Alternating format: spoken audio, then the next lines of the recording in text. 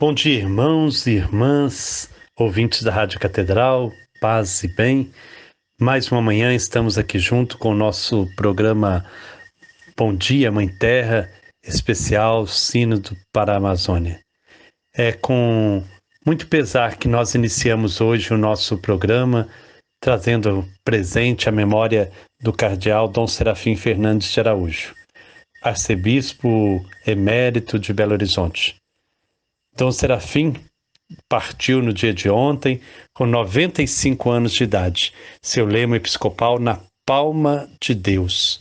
Nós esperamos que ele esteja de fato hoje na palma de Deus, que Deus o acolha em seu braço, o abrace, por tudo aquilo que Dom Serafim fez pela igreja no seu ministério presbiteral. Dom Serafim nasceu em Minas Novas no dia 13 de agosto de 1224. Foi sagrado bispo com apenas 34 anos de idade, no dia 7 de maio de 1959. Foi o bispo mais novo do Brasil.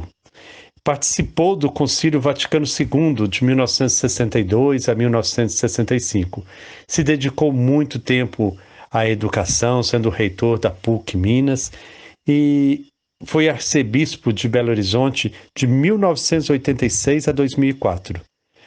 No dia 18 de janeiro de 1998, Dom Serafim foi nomeado cardeal pelo então Papa João Paulo II. São João Paulo II, vendo os méritos de Dom Serafim, embora Belo Horizonte não seja sede cardinalícia, nomeou cardeal. Em 2004, ele se tornou arcebispo emérito e viveu então esses 15 anos em Belo Horizonte como arcebispo emérito. Ontem, então, Dom Serafim partiu para a casa do Pai, nós em solidariedade com toda a igreja de Belo Horizonte, com toda a igreja do Brasil, agradecemos, louvamos a Deus pelo dom da vida de Dom Serafim Fernandes de Araújo. Mas nós hoje queremos também partilhar o segundo dia de trabalho do Sínodo para a Amazônia. Então, você é convidado a estar conosco agora nesta manhã para juntos refletirmos, vermos o que o Papa, os bispos, os leigos, religiosos estão lá em Roma pensando, qual foi a reflexão de ontem. Vamos primeiramente, então, fazer a nossa oração pelo Sínodo, que é muito, mas muito importante mesmo, rezarmos pelo Sínodo para que o Espírito Santo conduza todos os trabalhos. Rezemos então.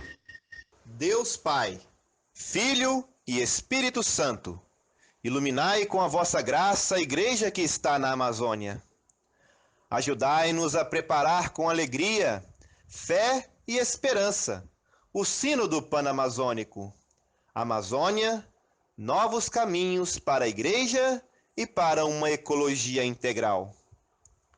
Abri nossos olhos, nossa mente e coração, para acolhermos o que vosso Espírito diz à igreja na Amazônia.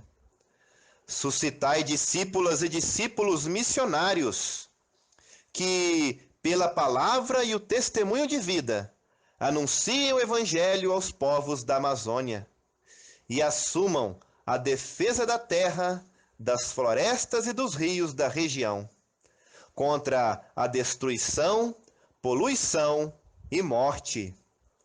Nossa Senhora de Nazaré, Rainha da Amazônia, intercedei por nós, para que nunca nos faltem coragem e paixão, lado a lado com vosso Filho Jesus.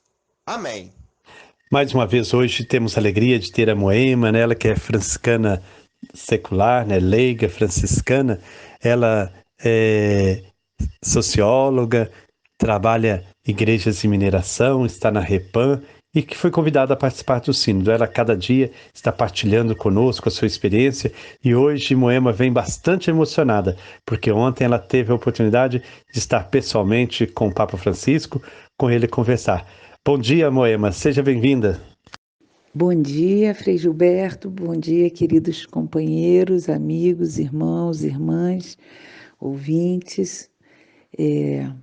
Um dia de paz, um dia de bem para vocês todos, um dia de firmeza na luta, um dia de firmeza na defesa da nossa casa comum. O Sínodo para a Amazônia, no dia de ontem, começou com as questões mais importantes e mais polêmicas que nós vamos ter que tratar. Por um lado, as questões tão importantes de defesa da casa comum, da compreensão que nós estamos vivendo momentos extremos e que é possível, necessário e urgente uma mudança grande, uma crítica forte à cultura do extrativismo, especialmente à mineração, uma denúncia dos projetos de morte e começamos a ouvir na sala sinodal, a conversar sobre como fazer uma igreja mais presente, mais forte no chão da Amazônia. A realidade é que hoje nós vivemos na Amazônia de comunidades muito distantes e que muitas vezes têm acesso à Eucaristia uma vez por ano, porque os padres têm que percorrer distâncias enormes. Às vezes você tem 7, 8 padres encardinados numa diocese gigantesca com mais de 100 comunidades. Como fazer? Por outro lado, hoje ficou muito claro a presença forte das mulheres na igreja, em toda a igreja certamente, mas na igreja na Amazônia. Muitas vezes são as mulheres verdadeiras párocas que administram paróquias, que acompanham o povo, que estão nas lutas da comunidade, que animam os círculos bíblicos. A questão do diaconato das mulheres foi apresentada, é um ponto importante que vamos ter que conversar. Também como pensar em novas formas de ministerialidade que realmente garantam uma presença e uma possibilidade de comunhão para todos os católicos. Esse é um tema muito delicado em relação ao qual certamente nós precisaríamos conversar com bastante calma, e eu me disponho e acho importante que a gente, caso tenha oportunidade de fazer uma entrevista aqui, aproveite essa oportunidade. É um tema delicado, é um tema sensível, mas é um tema em relação ao qual nós não podemos deixar de conversar com muita abertura de espírito para escutar o que o Espírito nos pede nesse novo tempo. Como garantir a expansão e a presença das mulheres, como garantir o reconhecimento à importância da presença das mulheres que constroem a igreja em todo o mundo e particularmente na Amazônia. As mulheres que também são firmes e fortes na defesa da casa comum, que são ameaçadas, que são vítimas, mas que estão nas lutas em defesa do bem comum. Esse é um tema delicado, mas esse é um tema urgente, como tantos outros temas. São temas que o Sínodo para a Amazônia coloca, mas são temas de toda a Igreja, da Igreja Universal. Ontem eu tive a graça e o privilégio de poder estar bem próxima do Papa Francisco, eu e a Doris, minha colega da Ordem Franciscana Secular, e eu queria compartilhar com vocês essa sensação de ver de perto uma pessoa que é exatamente a mesma pessoa que a gente vê na mídia. Simples e profundo. Ele é realmente o nosso pastor. Que alegria ter um Papa como Francisco. Que bênção viver esse kairós, de ver a Igreja ter um Papa que vem do fim do mundo e que nos inspira e que nos conduz a salvar o mundo nesse momento tão extremo. Paz e bem, seguimos juntos, seguimos em comunhão, seguimos em oração. Pela Amazônia, pela nossa casa comum, por um mundo de justiça e paz. E os trabalhos do Sínodo prosseguiram na manhã de terça-feira, ontem, no Vaticano. A terceira sessão geral do Sínodo abordou 3 pontos importantes, dentre eles, a defesa dos direitos humanos. De fato, na Amazônia, o número de mártires deste âmbito é assustador. Entre 2003 e 2017, morreram 1.119 indígenas por defenderem seus territórios. Nesta ótica, reafirmou-se que a Igreja deve defender os que lutam para tutelar suas próprias terras, criando, onde ainda não existem, específicas redes de proteção ou ativando, em nível diocesano, ações permanentes de solidariedade e de promoção da justiça social. Outro ponto destacado foi a luta contra modelos de extrativismo predatório. Na sala do sínodo, falou-se da contaminação dos rios, nos quais são despejados os resíduos das atividades minerárias, e da desflorestação, ameaça cada vez mais concreta na Amazônia. Favorecida por uma legislatura ambiental frágil que não tutela as riquezas e as belezas naturais do território.